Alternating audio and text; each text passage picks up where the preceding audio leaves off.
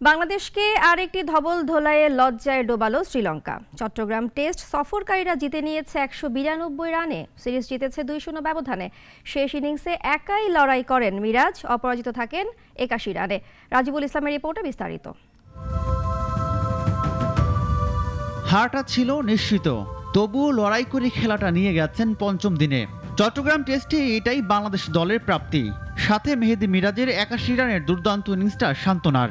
২০০৯ সালের পর ফের লঙ্কানদের কাছে ধবল ধোলাই হতে হলো বাংলাদেশকে। ২৬৮ রানের ৭ উইকেট নিয়ে দিন শেষ করেছিলেন মেহেদী হাসান মিরাজ ও তাইজুল ইসলাম।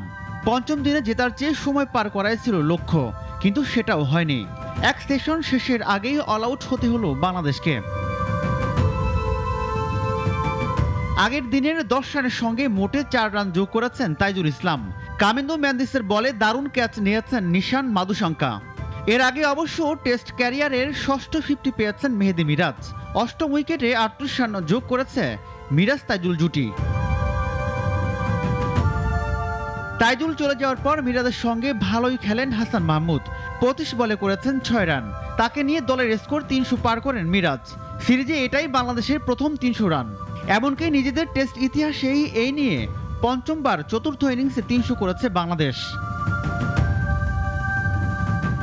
২ টেস্টে ২ সেঞ্চুরিতে ৩৬৭ রান করে সিরিজ সেরা হয়েছেন শ্রীলঙ্কার কামিন্দো ম্যান্ডিস। ম্যাচ সেরার পুরস্কার পেয়েছেন এই লঙ্কান ব্যাটার। রাজিবুল ইসলাম, নাগরিক। ওয়ালটন এসিতে ইনস্টলেশন একদম ফ্রি।